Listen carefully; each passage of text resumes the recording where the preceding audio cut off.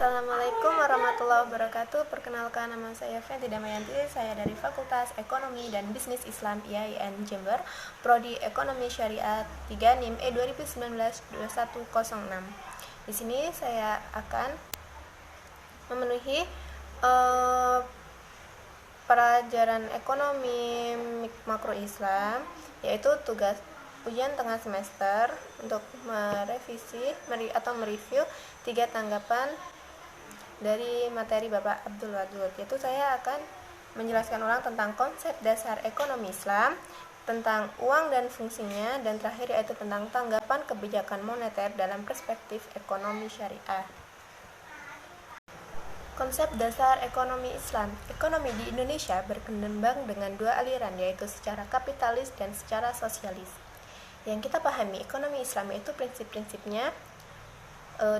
Definisi ekonomi Islam yaitu ilmu ekonomi sebagai ilmu cabang ilmu yang membahas dan mempelajari tentang perilaku manusia dalam memenuhi kebutuhan dan untuk memuaskannya. Dalam ekonomi Islam adalah sebuah cabang ilmu yang membahas dan mempelajari tentang perilaku manusia dalam memenuhi kebutuhan dan untuk memuaskan, untuk mencapai falah berdasarkan pada prinsip-prinsip dan nilai-nilai Al-Quran, As-Sunnah, Ijma, dan Qiyas. Qiyas yaitu menyampaikan sesuatu yang baru untuk disamakan dengan suatu masalah yang tegas hukumnya dan sudah ada dalam Al-Quran dan Al-Hadis. Selanjutnya yaitu sumber-sumber hukum dari ekonomi Islam, yaitu ada Al-Quran, As-Sunnah, Ijma, dan Qiyas. Dasar-dasar ekonomi Islam yaitu ada Tauhid. Tauhid itu mencapai atas keesaan Allah, maka dalam berekonomi kita taat pada aturan Allah dan jujur dengan aturan yang diberikan. Kemudian itu asidik dan amanah, yaitu jujur dan tanggung jawab atas apa yang dilakukan. Selanjutnya yaitu mengakui hak milik individu dan umum. Kita harus saling jujur atas hak milik kita dan hak milik orang lain. Yang selanjutnya itu keadilan, kita harus bersifat adil. Selanjutnya yaitu al-tawazun, yaitu keseimbangan antara jasmani dan rohani. Selanjutnya itu adalah at-ta'un, yaitu saling tolong menolong. Kita harus saling tolong menolong sesama manusia dan saling tolong menolong sesama yang membutuhkan. Kemudian itu prinsip-prinsip ekonomi Islam yaitu bebas dari makhib, yaitu maisir, khairor, riba, ada dua macam yaitu fadal dan si'ah. Selanjutnya saya akan menjelaskan yaitu tentang uang, jenis dan fungsinya. Uang adalah alat tukar dalam kebutuhan ekonomi. Jenis-jenis uang menurut bahan pembuatannya yaitu ada dua, yaitu uang kertas dan uang logam. Uang kertas yaitu uang yang terbuat dari kertas dan memiliki nominal yang tinggi. Kemudian yaitu uang logam, yaitu uang yang terbuat dari emas atau perak yang angka nominalnya lebih kecil dibandingkan dari uang kertas. Jenis-jenis uang menurut lembaga yang mengeluarkan yaitu ada uang kartal dan uang giral.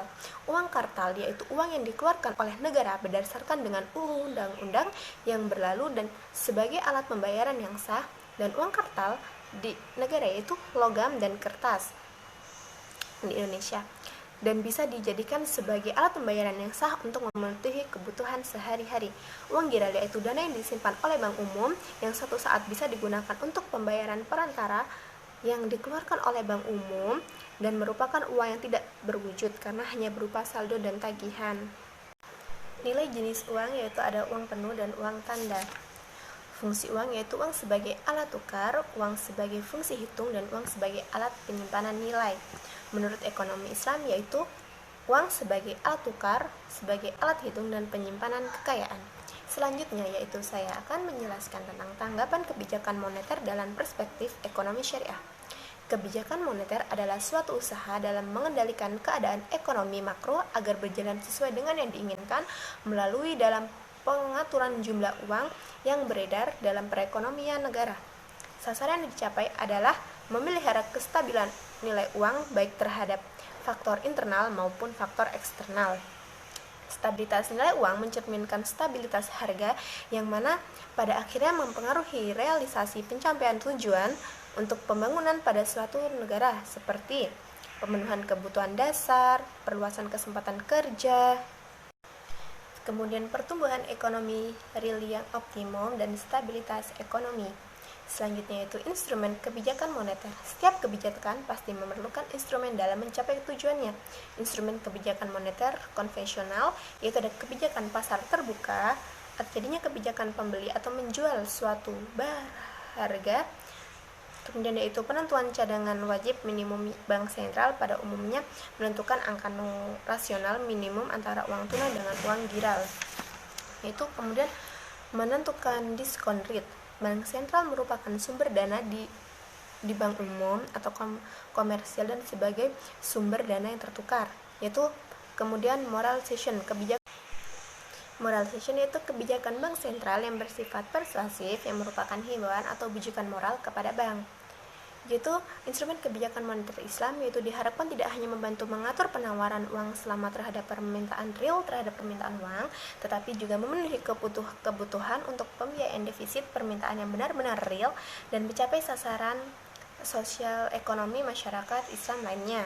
Tujuan kebijakan moneter adalah 1. Menjaga kestabilan ekonomi, 2. Menjaga kestabilan harga, 3. Meningkatkan kesempatan kerja, yang terakhir yaitu memperbaiki neraca perdagangan kerja masyarakat. Sekian dari saya, kurang lebihnya mohon maaf. Wabillahi taufiq wal hidayah. Wassalamualaikum warahmatullahi wabarakatuh.